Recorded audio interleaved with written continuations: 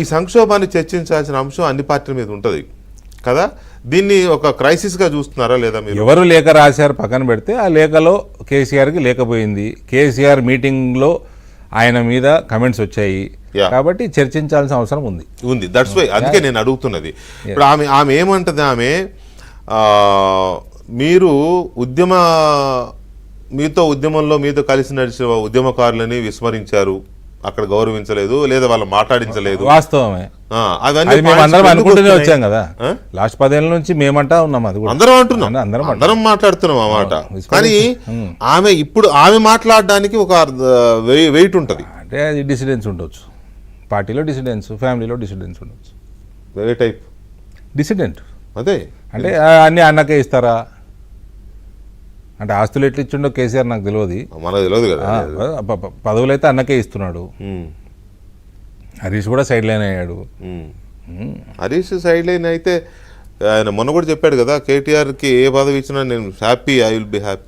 Sir ఫ్యామిలీయే కదా.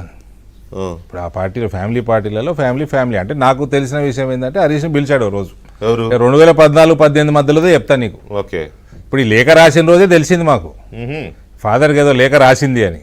లేదు మాకు తెలుసు, 10 రోజుల నుంచి చర్చ జరుగుతుంది. హరీష్ని కేసీఆర్ ఓ రోజు పిలిచాడు.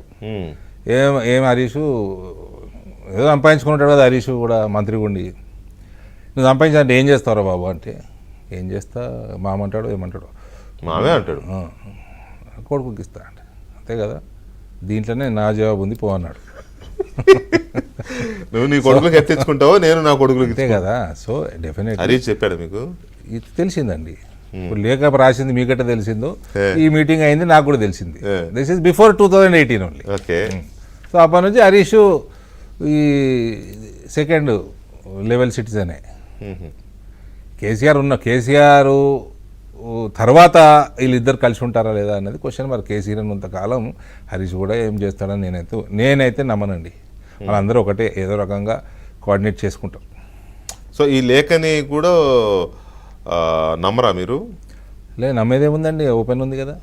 అనేది అంటే అందులో అంశాలు సీరియస్ అంశాలే, కరెక్ట్ అంశాలే. ఇప్పుడు కోమటిరెడ్డి వెంకటరెడ్డి గారు ఏమంటారు అంటే, ఇది కుటుంబంలో అందరు కలిసి ఆడుతున్న ఒక డ్రామా, ఈ లేఖని నమ్మొద్దు, ఇది వాళ్ళు ఇష్యూస్ని డైవర్ట్ చేయడం కోసం ఏదో చేస్తున్నారని అన్నట్టుగా ఆయన మాట్లాడారు, మంత్రి కోమటిరెడ్డి గారు. ఉండొచ్చు కూడా, ఉండొచ్చు. దానివల్ల ప్రయోజనం ఏంటి? ఎందుకు రాశారు అన్నది మన క్రైటీరియా కాదు, అందులో ఉన్న అంశాలు వాస్తవమా. ఎస్, తెలంగాణ ఉద్యమంలో ఉన్న వాళ్ళు ఎవరు కూడా టీఆర్ఎస్ పార్టీలో లేరు, ఆయన క్యాబినెట్లో అంతకుముందు లేకుండే, ఇంపార్టెన్స్ లేకుండే, ఇప్పుడు కూడా లేరు. కరెక్ట్, అన్ని వాస్తవమే కదా. ఇంకా వేరే అంశాలు అంటే